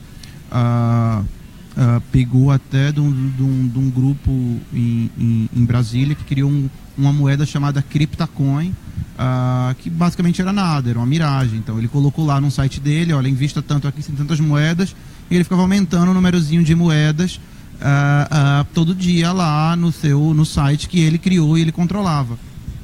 Não tinha absolutamente nada a ver com Bitcoin, com criptomoeda, com blockchain, com nada disso. E aí fica o desafio, olha, como é que eu vou explicar para minha mãe, para minha avó que o Bitcoin é um blockchain, uma tecnologia revolucionária, única, garante um consenso distribuído através de protocolos novos, recém-criados, que até então não existia, de um sitezinho lá que bota um valor aumentando, entendeu? Então, assim, é um desafio, não tem muito como falar. O que eu mais vejo, eu mais presencio, é golpes novos surgindo diariamente, e pessoas, muitas vezes de boa fé, algumas vezes sendo conivente com golpe, principalmente nesses modelos de pirâmide, de marketing multinível, onde a pessoa ganhar dinheiro tem que convidar um amigo. Então, assim, isso é muito comum. A minha recomendação é que evite esse tipo de coisa. Também existem modelos de mineração que eu sei que são sérios, mas é uma minoria. Assim, a minha recomendação é quando ouvir esse tipo de proposta de vou estar pagando rentabilidade diária, mineração com Bitcoin, saia, porque na minha experiência 97%, 99% são golpes. Tem pessoas sérias fazendo, mas quando você vai comparar o golpista com o cara que é sério, a rentabilidade do golpista, o discurso vai ser excelente, maravilhoso, você vai querer entrar, entendeu? E você não vai ter meios de apurar quem de fato está envolvido, minerando, está dando a infraestrutura para o blockchain funcionar ou não. Então, assim, um conselho simples que eu dou é evite esse tipo de investimento em mineração de Bitcoin, porque assim, tem muito golpe no meio. João, você começou sua resposta dizendo o seguinte, eu coloco o Diego também nessa conversa aqui. Até porque o Diego, como advogado, pode falar bem aí sobre a questão da regulamentação de tudo isso. Você começou sua resposta dizendo assim, que no mercado financeiro não é por acaso que se tem tantas regras. Aliás, o Brasil é um exemplo no mundo neste sentido, exatamente pela necessidade de oferecer total segurança a quem movimentava dinheiro dentro do país. Ou seja, para que este mercado financeiro tivesse a credibilidade que tem hoje, para que os bancos tivessem a segurança que se tem hoje no país, foi necessário a criação de muitas regras para tal. O Bitcoin, Diego, vai ter que passar pela mesma... Bitcoin não, mas a criptomoeda vai ter que passar pela mesma regulamentação? A criptoeconomia, que é como eu gosto de dizer, ela já está passando por transformações regulatórias, né? Isso não só no Brasil, isso é no mundo todo. Como a gente falou no começo aqui do nosso discurso, existem várias aplicações práticas para um ativo digital, para o token, para a criptomoeda. Ele pode ser um contrato, ele pode ser um ativo financeiro, ele pode representar uma propriedade intelectual, ele pode ser uma commodity, então é um meio de pagamento, ele pode ser várias questões. Uma comprovação de titularidade de um bem. Então existem muitas regras já existentes que se aplicam, né? Você não precisa ficar inventando muita regra para uma coisa só porque ela é nova, né? O que já dá para ser usado hoje, você pode aproveitar. Agora, o que ficou obsoleto, que precisa ser adaptado, o regulador precisa acompanhar. Agora, porque eu penso assim, se o meu dinheiro está no banco e o banco quebrar, eu tenho um fundo garantidor que vai, pelo menos, me dar um lastro, que não vai fazer com que eu perca todo o meu dinheiro. Vocês aqui comentaram, você comentou aqui, Patrick, impôs o terror aqui entre todos nós, dizendo o seguinte, você tem que estar preparado para entrar na hora certa e sair na hora certa. O que eu quero dizer é o seguinte, quem é o garantidor disso, né? Nós vamos ter que chegar a esse momento, talvez? O garantidor primeiro da posse do Bitcoin é você mesmo, né? Então, você precisa tomar precauções de segurança, né? De não deixar o seu dispositivo onde você armazena as suas criptomoedas de fácil acesso, com uma senha padrão. Calma lá. Vamos lá. Então deixa eu entender aí de maneira prática. porque aí esse é um outro assunto interessante aí. Eu compro o Bitcoin, eu armazeno onde esse dinheiro? Você compra ele nos ambientes de negociação de Bitcoin, que são as exchanges ou corretoras. Tá, cheguei na corretora lá, comprei. Esse dinheiro vai para onde? Isso. Inicialmente esse Bitcoin fica lá na corretora. Tá lá? Numa chave pública que está direcionada para o seu Bitcoin que você comprou, as moedas que você comprou. Você pode tirar ele de lá. Eu tiro de lá porque eu tenho essa chave. Isso, exatamente. Você pode tirar ele de lá e depositar ele numa chave privada sua. Que é o quê? Que é uma wallet. A wallet pode ser um aplicativo no celular, ela pode ser um pendrive. Tá lá no aplicativo do meu celular. O aplicativo do celular, ele espelha o registro. Meu celular há 2 semanas deu pau. Aí você precisa ter a senha. Perdi todo o meu dinheiro. Não. Você tem a senha. Não, porque começou a ficar mais inseguro isso para mim, entendeu? Se você tá andando na rua com o seu celular e vem alguém e roubou meu celular. Ele não roubou suas bitcoins. Pois é, não, é isso. Ele roubou o espelho das suas bitcoins. Mas eu tenho acesso a esse Bitcoin. Tem acesso, exatamente. Mas como é que é feito esse acesso? Com senhas. Você precisa guardar muito bem as suas senhas. Você precisa proteger muito bem as suas senhas. Sempre sai notícia. Daquela maneira que a gente mantém as nossas todas seguranças, com senhas simples, como 1, 2, 3, 4, 5, 6. Às vezes saem notícias, não sei quantas dezenas de milhares de bitcoins foram hackeados, foram roubados de não sei aonde. Ele não foi extraído da blockchain, a blockchain é só o registro. Ele foi extraído de alguma vulnerabilidade que ou o usuário ou o operador daquele serviço. Eu posso guardar no meu computador, por exemplo. Você pode guardar no seu computador, mas e se alguém entrar no meu computador, tiver a senha lá... Aí levou, aí você perdeu. Perdeu. Mas é a mesma coisa, você pode guardar a senha do seu banco num post-it no seu computador ali. Alguém passou, viu, entrou e transferiu todo o dinheiro ou sacou. Sim. É a mesma coisa. Por isso que você diz, você é o garantidor desse processo. Exatamente. Você tem que ter a consciência de que você está trabalhando no meio digital e que você tem que criar toda a segurança. Quando você está negociando, aí você precisa ter conhecimento e ciência de que você pode perder por causa de movimentos bruscos de mercado. Como foi falado aqui em toda a apresentação.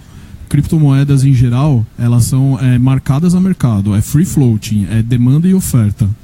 Pode acontecer que no mesmo dia ela caia 10%. E numa mesma operação você perca 10%. Então aí você precisa ter ciência disso e a gente sugere que você não invista ou não aplique recursos mais do que você está disposto a perder quando você for caminhar para esse tipo de negociação.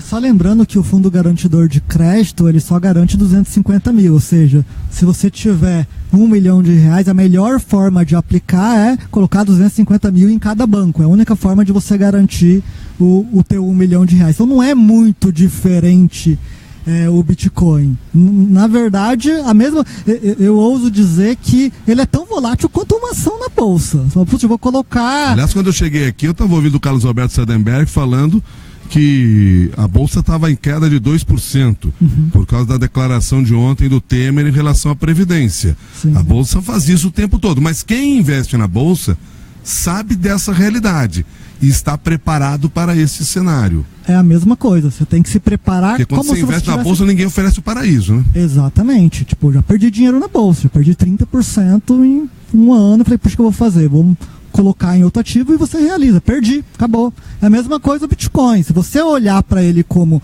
um ativo, igual o João falou aqui o tempo inteiro, você tem chance de fazer dinheiro, mas você tem que saber que é vou nem falar alto, altíssimo risco.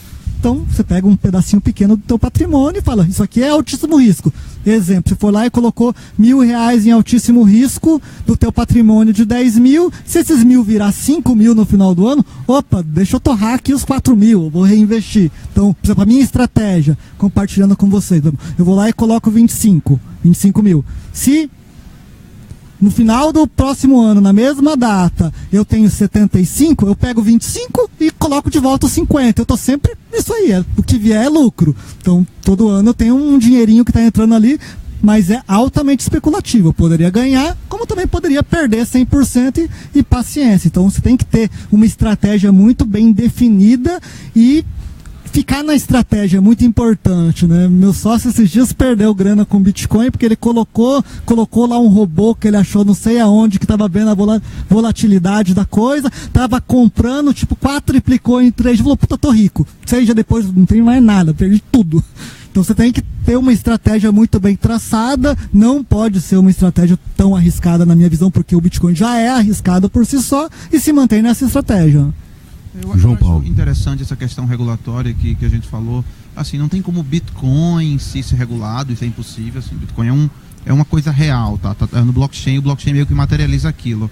Mas é extremamente importante que haja movimentos reguladores para coisas como o que a gente chama no mercado financeiro de suitability. Então, olha, quando você vai para uma corretora, a corretora te faz um questionário, vê qual tipo de produto você pode investir, o que é que você conhece, e ela não vai nunca permitir que você opere um derivativo se você não tem informação e conhecimento para operar um produto financeiro mais sofisticado.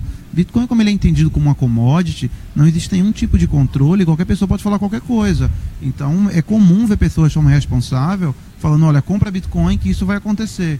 E isso dá margem para aquele tipo de golpe da CryptoCoin. Então uma empresa cria qualquer coisa lá e fala, olha, compra isso que isso vai valorizar, isso vai ser o futuro. Então, uma regulação que poderia fazer sentido, ela é muito mais no tocante à comunicação e a quem pode negociar e operar esse tipo de ativo não financeiro do que regular ou tentar regular as criptomoedas em si. Eu não sei se eu perdi alguma coisa aqui, mas o microfone não está na mão de ninguém, né? Então eu posso seguir por... Ah, tá em sim. Então eu perdi sim. Tá lá. Por favor, seu nome. O Último Mariz, meu nome. A minha pergunta diz respeito à formação do sistema Bitcoin.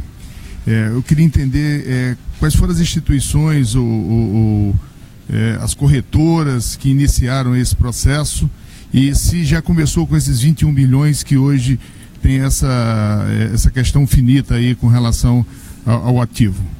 Então, a gente precisa entender que Bitcoin é como se fosse uma internet, assim, então ninguém é dono, tá? Quem começou a internet começa a partir de um código-fonte desenvolvido para permitir comunicação entre duas partes. Então o Bitcoin ele surgiu também como um código-fonte, tá?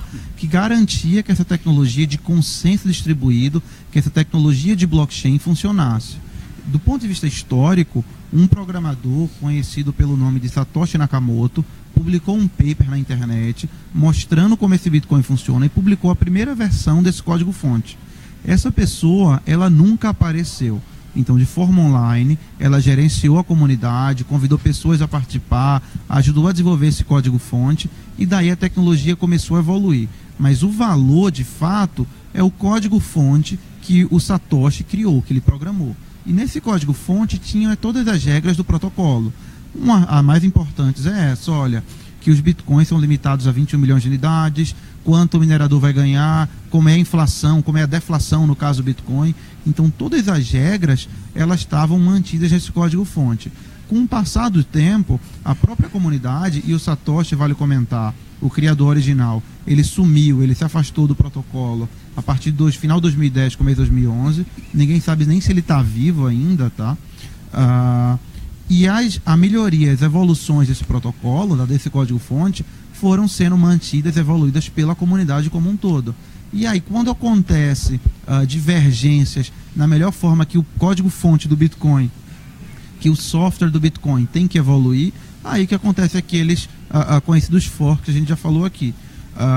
Mas, enfim, a grande beleza, a grande magia tecnológica é um código-fonte, um programa de computador que ele roda de forma descentralizada por toda a internet e ele garante integridade, garante que ninguém consegue fraudar o sistema como um todo, tá? Então, nada mais é um Bitcoin do que um programa de computador. Agora, João Paulo, hoje tem as corretoras que são específicas de criptomoeda, Foxbit, da qual você é cofundador, é um exemplo, mas hoje já grandes corretoras que atuam em outros mercados e instituições bancárias já estão desenvolvendo áreas específicas para criptomoeda ou para criptoeconomia, como me ensinou aqui o Diego Pérez. Isso já existe. Sim. Isso é um movimento que está acontecendo, tá? Hoje eu estou na XP, assumi na XP há poucas semanas já, estou na função de analista de moedas criptográficas e estou ajudando a difundir e educar sobre Bitcoin e blockchain lá dentro. Você vê instituições financeiras de todo porte olhando para a tecnologia de Bitcoin e criptomoedas, tá? Algumas querendo ofertar esse tipo de produto a clientes, outras instituições ainda olhando para a tecnologia e buscando outro tipo de aplicações, tá? Então ainda hoje é muito comum ver esse discurso, dependendo da instituição que você vai. Eu quero blockchain, não quero Bitcoin. Mas o discurso de, olha, já faz sentido oferecer Bitcoin como instrumento financeiro a meu investidor, esse discurso já é mais comum. E aí, só para mencionar, tá? Semana passada, a CME, que é a Bolsa de Chicago, a maior bolsa de commodities do mundo, anunciou que vai ofertar derivativo de Bitcoin ainda esse ano para os investidores. Então, assim, é um fenômeno que a gente pode amar ou pode odiar, mas definitivamente não dá para ignorar, tá? Tá acontecendo e está acontecendo muito rápido. Jackson tem uma pergunta a fazer. Boa tarde. Minha pergunta é para o João Paulo. Nós estamos falando aí um pouco de regulação e eu gostaria de saber assim, enquanto a regulação não vem, o que é feito para proteger o investidor não qualificado? Se existe, por exemplo, uma análise de perfil para aceitação desse investidor ou não? Infelizmente, nada. Para proteger o investidor não qualificado não é feito absolutamente nada por nenhuma corretora no Brasil ainda. Mas as corretoras no Brasil, elas têm processos para prevenir lavagem de dinheiro de forma muito agressiva. Acho que é o grande risco de quem vende Bitcoin é eventualmente se envolver numa operação ilícita. Mas até porque Bitcoin não é considerado um investimento, tá? Então quem vende Bitcoin não tem nenhuma obrigação quanto a isso. Então assim, vender Bitcoin para a lei hoje é igual a vender, sei lá, cadeira, uma mesa, um saco de feijão. E aí a responsabilidade é toda do comprador para a lei. É claro que com o amadurecimento do ecossistema, amadurecimento do mercado, que está acontecendo muito rápido, eu espero que isso mude em pouco tempo. Bom, nós estamos nos encaminhando aqui para o final dessa nossa conversa e eu comecei esse nosso bate-papo aqui lá no início falando de 3 revoluções que o sistema monetário passou, tá? Desde a sua criação como moeda, depois a criação dos bancos, depois a virtualização ou a digitalização. Eu não sei se a gente poderia dizer que isso aqui que nós estamos assistindo é a 4ª revolução ou faz parte dessa 3ª revolução. O que eu vou querer de vocês é uma resposta, um olhar final e colaborativo para todos que estão aqui, no que eles devem prestar atenção a partir de agora. Cada um na sua área, quer dizer, estou dizendo cada um na sua área, porque eu quero deixar o Patrick até mais à vontade, porque a gente acabou trazendo o Patrick para dentro da conversa do blockchain e do Bitcoin, quando na realidade ele tem uma plataforma de pagamentos, recebimentos mais tradicional. Mas você navegou muito bem nessa área com a gente aqui, isso nos ajudou bastante. Mas assim, dentro cada um da sua área, no que é todas as pessoas, nós como colaboradores de empresa, como executivos, como desenvolvedores, empreendedores, nós devemos começar a prestar atenção a partir de agora. Antes dessa resposta, vocês vão ter um tempo para pensar nessa resposta, porque eu já vi que o nosso microfone segue circulando, então ainda há outros interesses aqui de perguntas que eu gostaria de repassar para vocês que fossem feitas, por favor. Procopio, de novo. Rapidamente só, especificamente na Foxbit, por exemplo, uma corretora, se acontecer um fork lá, eu vou ter direito a outra moeda, quer dizer, que não está registrado lá, ok? Essa é uma questão. Pergunta difícil. As corretoras estão querendo saber do ponto de vista legal, do ponto de vista de direito do consumidor, se o investidor lá que deixou o Bitcoin na corretora tem direito ou não. Os advogados estão falando isso, mas em princípio você comprou um Bitcoin, tá? Deixou o seu Bitcoin na custódia de alguém. Essa pessoa custodiou e tem a dívida com você de te dar um Bitcoin de volta. Só que por uma mudança lá, alguém reconheceu, um terceiro reconheceu, olha, esse Bitcoin virou 2 coisas, tá? Essa pessoa que tinha dívida deve outra coisa ou não? Acho que talvez até o Diego seja mais qualificado para responder do que eu não tinha terminado a pergunta. Essa questão, por exemplo, do Bitcoin, eu consigo, na corretora, colocar um stop no Bitcoin? Você conseguiria, mas as corretoras no Brasil ainda não trabalham com esse tipo de ordem, né? A ordem stop é uma ordem que permite que o investidor consiga vender ou comprar um ativo quando chega a um determinado preço. Como o ecossistema de Bitcoin e as plataformas não são tão sofisticadas quanto as plataformas de bolsa tradicionais, ainda não tem stop e outros tipos de ordem Bitcoin, mas é questão de tempo também para chegar lá. O ecossistema está amadurecendo muito rápido. Diego. Nessa questão relacionamento jurídico, né, principalmente de questões de consumidor, você pode equiparar uma exchange a um marketplace de compra e venda de produtos, né? Como foi falado aqui também, o Bitcoin ele é um ativo, ele é um produto, é um ativo digital que você pode comprar e vender para outra pessoa. O Mercado Livre faz isso também. Você vende o seu iPhone lá para uma outra pessoa que você não conhece. Então existem regras que devem ser observadas. Regras do direito do consumidor, principalmente. Se você tem dever de informação com o consumidor, você tem dever de cumprir com as obrigações ali de consumo ali previstas, e também outras regras que podem tangenciar. Tem o Marco Civil da Internet, regras de privacidade, regras de manutenção de dados, regra de guardas de log. É a regra que mais existe no Brasil. Então a gente pode ficar tranquilo, se um dia você tiver problema, alguma lei vai te ajudar. Mas se estiver na minha wallet, eu tenho direito. Então, assim, as corretoras, no caso da Bitcoin Cash no Brasil, deram, mas foi a arbitrariedade da corretora. Houve esse fork agora do Bitcoin Gold, que ele não teve muito sucesso, e as corretoras acabaram não apoiando. Hoje eu não sei ele falar do ponto de vista do consumidor se as corretoras são obrigadas a dar ou se depende de arbitrariedade Mas dela. se tiver na minha wallet?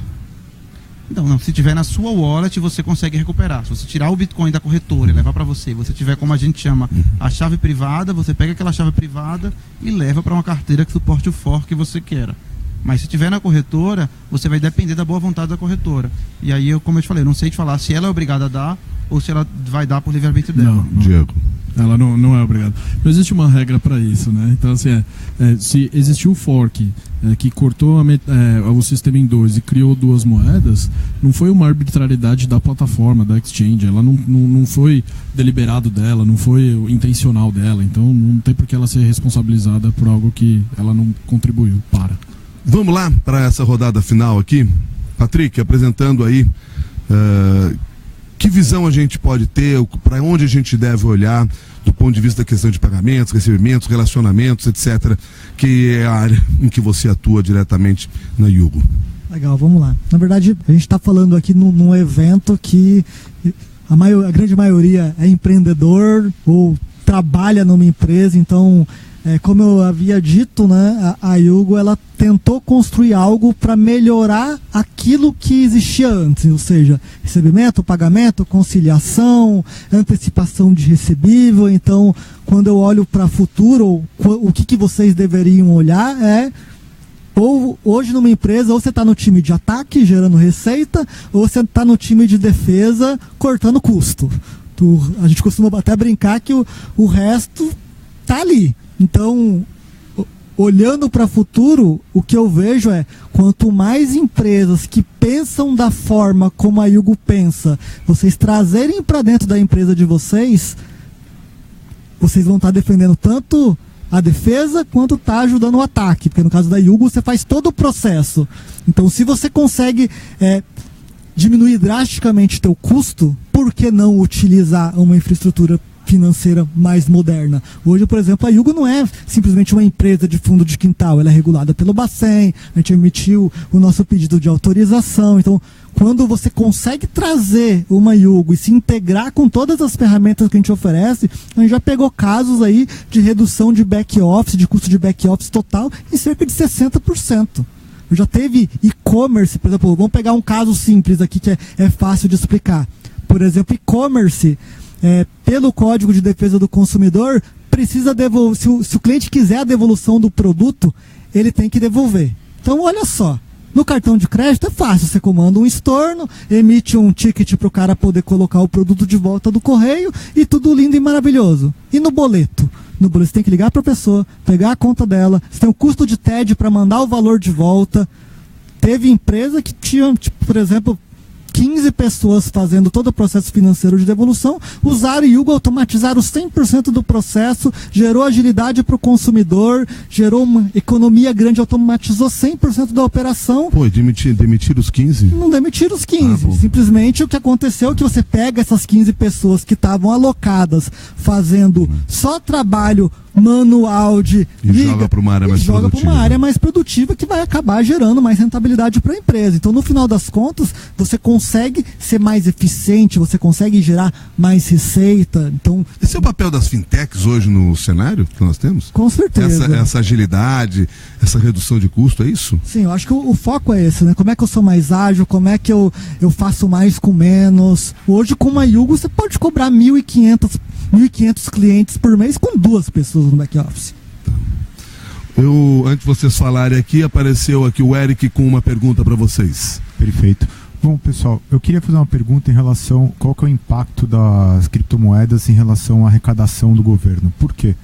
Vou dar um exemplo. Uma vez que eu converto o reais em bitcoins e depois eu faço ganho de capital, tudo bem. Eu estou arrecadando os 15% para o governo, estou ajudando, contribuindo para o governo se manter. Mas a partir do momento que eu compro os bitcoins e passo a fazer N transações dentro da moeda, por exemplo, eu compro um carro, vamos sair, por exemplo, do ativo, vamos para outro campo, compro serviços e afins e vou multiplicando esse dinheiro dentro dos bitcoins, qual é o impacto a longo prazo, sei lá, talvez daqui a 50 anos, disso na arrecadação e no governo? E como que vocês veem o governo trabalhando contra isso? Diego. Nesse sentido, assim, eu sei que alguns governos mais evoluídos ou mais avantes, eles já aceitam até criptomoedas para pagamento de impostos. Então, se você tem Bitcoin, por exemplo, você pode pagar impostos com Bitcoin. Outros governos, por exemplo, da Estônia, né, que é um país do leste europeu que está investindo muito em inovação tecnológica, eles já têm um projeto para desenvolver a própria criptomoeda governamental. Não seria uma moeda que competiria com o euro, porque eles fazem parte da zona do euro e você não pode infringir uma regra comunitária. Mas seria uma moeda para uso em relações com o governo, entendeu? Para consumo de serviços governamentais. No começo da minha fala eu também usei o exemplo do Japão. Foi uma iniciativa governamental regulamentar o uso das criptomoedas como pagamentos para incentivar a circulação de capital. Então, assim, você acaba trazendo eficiência para a transmissão de capital de uma mão para outra de uma forma muito rápida e a prova de fraudes ou muito difícil de fraudar. Só complementando, se você vender um carro em Bitcoin, você é obrigado a emitir nota fiscal do valor do carro em real, tá? Então, o fato gerador de imposto para a venda do carro é a venda, não é a forma de pagamento. Então, assim, você não teria impacto de imposto.